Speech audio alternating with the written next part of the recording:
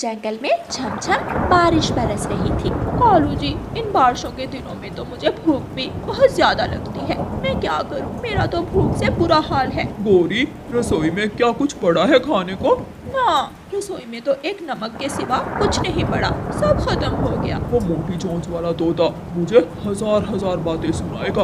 उसके पास मीठा फल तो है, मैंने देखा, वो अभी अभी लेकर जा रहा था। अच्छा, अगर तोते के पास मीठा फल है तो मैं जाती हूँ और मैं किसी न किसी तरह तोते से मीठा फल लेकर खाती हूँ। गौरी कवि अपने घर से निकलती है और मिठू तोते के घर की तरफ जाती है। मिठू तोता अपने घर में बैठा हुआ था। हरियाली, मेरी किस्मत अच्छी थी जो मैं सीधा मीठे फल के पेड़ की तरफ गया और मुझे मीठा फल मिल गया, वरना आज तो हम दोनों को भूखे ही रहना पड़ना था। मिठू, मेरे मिठू तोते भाई, दरवाजा खोलना। ये तो गौरी कवि की आवाज है। वो इतनी तेज बारिश में क्या करने आई होगी?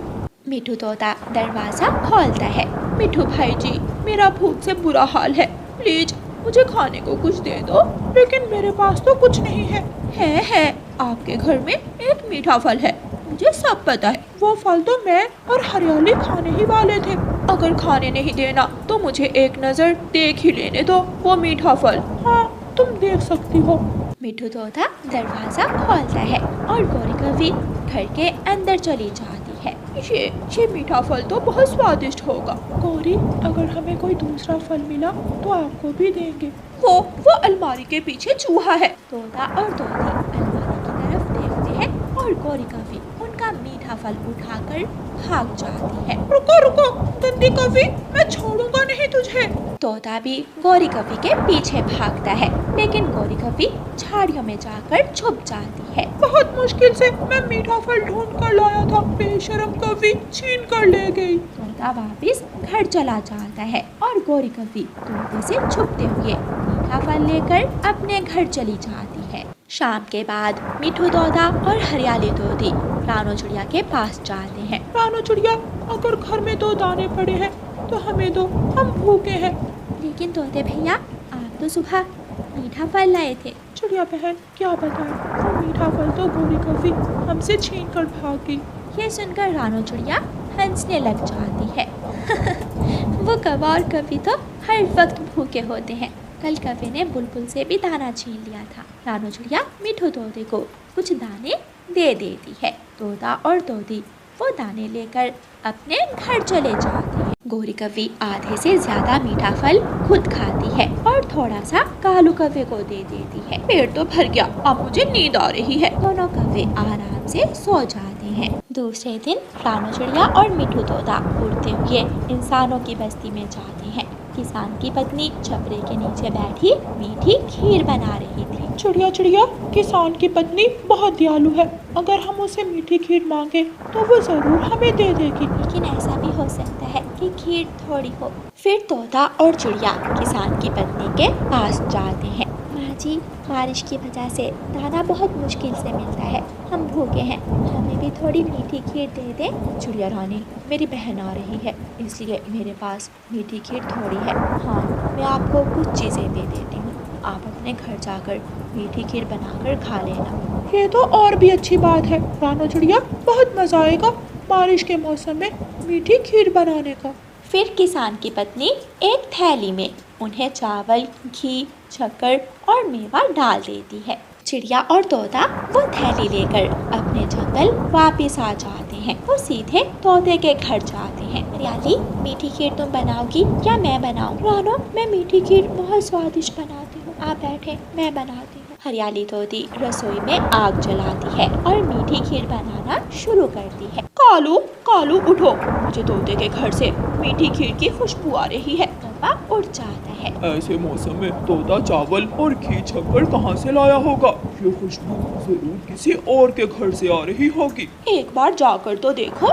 कालू कौवा अपने घर से निकलता है और खिड़की से जाकर देखता है। तोता, तोती और रानो चिड़िया सब बैठे मीठी खीर खा रहे थे। चिड़िया, तुम सब क्या खा रहे हो? तुम भाग जाओ यहाँ से, वरना मैं लाठी उठा लूंगा। तोते भैया, इतना गुस्सा मत करें। चिड़िया, मेरे पंख पर थोड़ी मीठी खीर डाल दो। अपना पंख अंदर करो। कालू कौवा खिड़की से अपना पंख अंदर करता है। रानो चिड़िया गरम गरम खीर का चम्मच कौवे के पंख पर रख देती है। गरम गरम, ये बहुत गरम है। कौवा गरम गरम खीर मुंह में डाल लेता है और उसका मुंह भी जल जाता है। कौवा वहाँ से भाग जाता है। मैं जल गया, मेरा पंख जल गया। तोता तोती और रानो चिड़िया कौवे को भागता हुआ देखकर खूब हंसते हैं और सब मिलकर बारिश के मौसम में मीठी खीर और मौसम का आनंद लेते हैं। प्यारे दोस्तों, इस कहानी को लाइक, अपने दोस्तों के साथ शेयर और चैनल को सब्सक्राइब करना बिल्कुल मत भूलना। आपका धन्यवाद। रानो चिड़िया की ऐसी कहानियाँ सुनने के लिए YouTube सर्च बार में रानो चिड़िया की कहानी लिखें या फिर ये बटन दबाकर बोलकर कहें रानो चिड़िया की कहानी। सर पर सब्जियों की टोकरी उठाए मम्मा चिड़िया जंगल में सब्जियां बेच रही थी। सब्जी लो, ताज़ा ताज़ा सब्जी, आलू, टमाटर, भिंडी, करेला, सब लो। सब्जी लो। चिड़िया रुको, मुझे 1 किलो टमाटर देती जाओ। हरियाली तोती, टमाटर के साथ ये 2 खीरे फ्री में है मेरी तरफ से।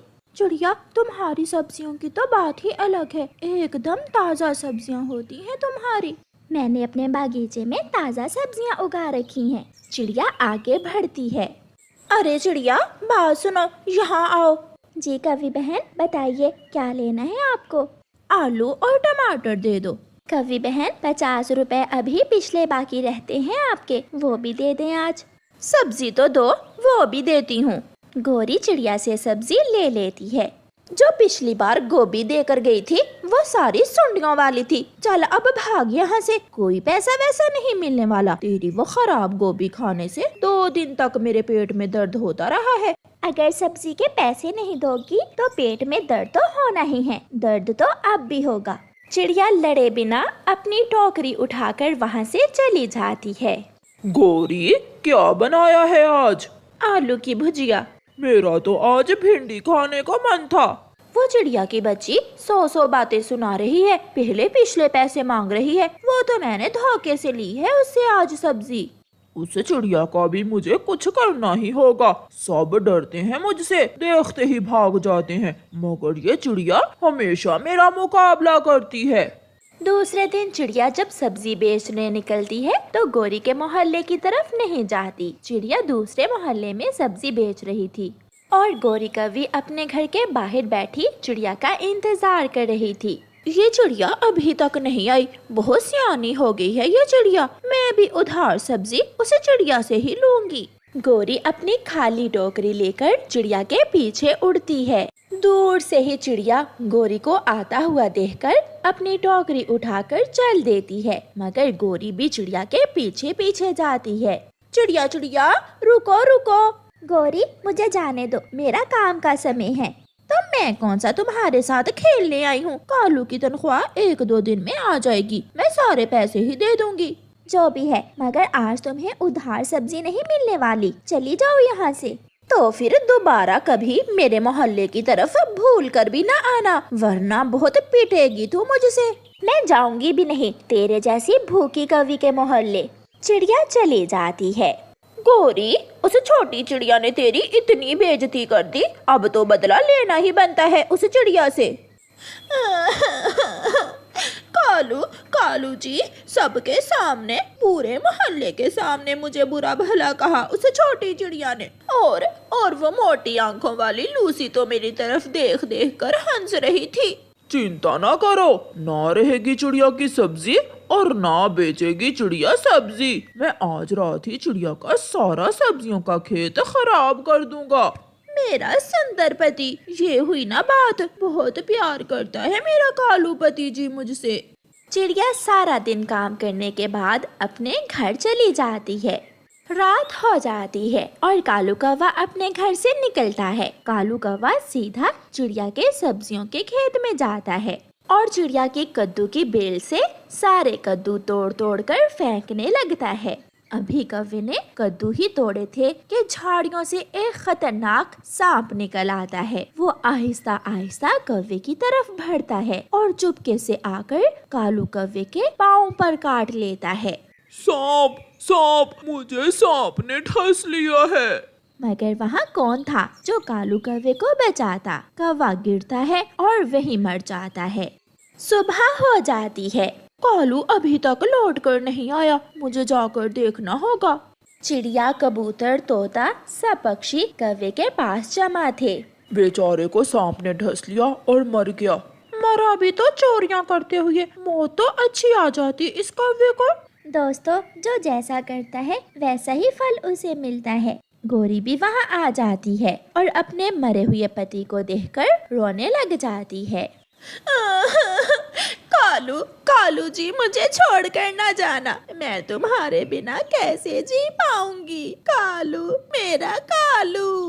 गोरी, मरने से पहले ये कुछ कद्दू कालू ने तोड़े थे, ये तुम ले जाओ, शायद ये खा लेने से तुम्हारा पेट भर जाए।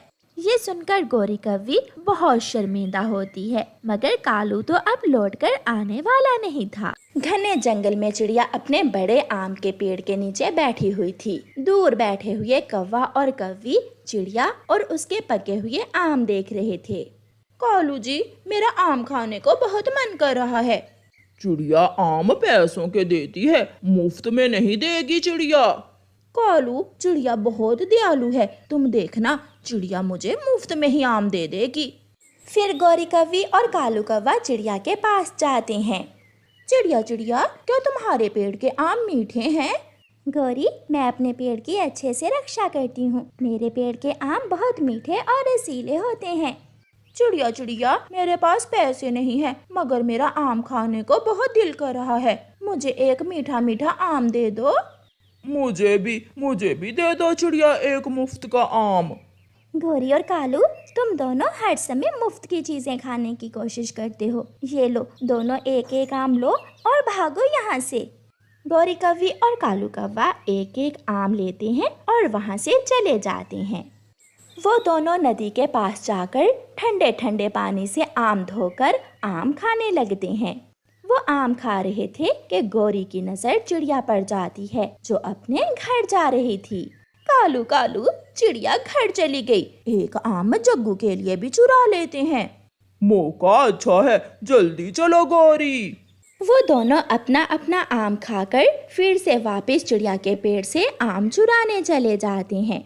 इधर उधर देखकर गौरी कौवी एक आम तोड़कर नीचे फेंक देती है।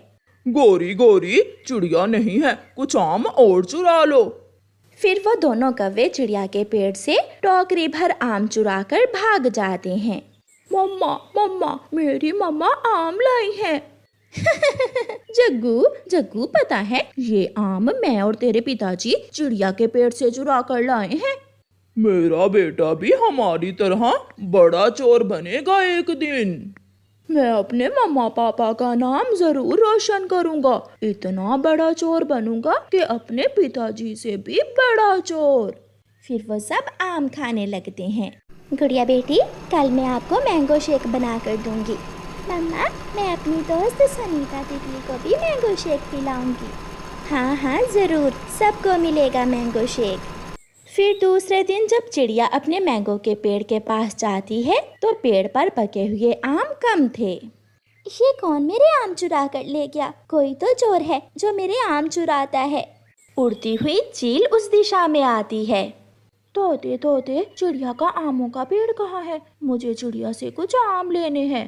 चील, वो सामने घने पेड़ों के पास है चिड़िया का आम का पेड़, बहुत मीठे आम है चिड़िया के पेड़ के। बड़ी चील चिड़िया के पास जाती है। चिड़िया, चिड़िया, मैं आम लेने आई हूँ, सुना है तुम्हारे पेड़ के आम बहुत मीठे और स्वादिष्ट हैं। चील दी, अच्छा ही हुआ जो आप आ गई। आप ये पूरा पेड़ ही रख लें, मैं भी अब अपनी बेटी को लेकर उसकी नानों के पास जा रही हूँ। फिर चील चिड़िया को पूरे पेड़ के ही पैसे दे देती है और चिड़िया पैसे लेकर वहाँ से चली जाती है।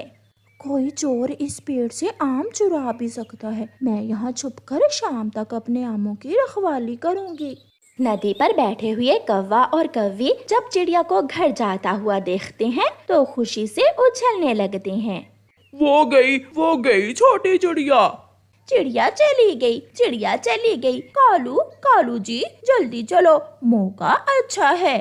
दोनों कौवे भागते हैं। और जाकर पेड़ से आम तोड़ तोड़ कर नीचे गिराने लगते हैं। रुको रुको चोर कौवो, ये आम का पेड़ चिड़िया से मैंने खरीद लिया है, रुको जरा। गोरी और कालू चील को देखकर कांपने लगते हैं। चील दी, ये आम का पेड़ तो चिड़िया का है। चोरनी कहेंगी, मैं अभी बताती हूँ तुम्हें। फिर चील गोरी को पकड़ लेती है और कालू भागकर बच जाता है। कालू जी, पति जी, मुझे बचाओ। चील गोरी कौवे की खूब पिटाई करती है और मार मार कर उसे बंदरिया बना देती है। ऐसे कौवों को चोरी की सजा मिलती है।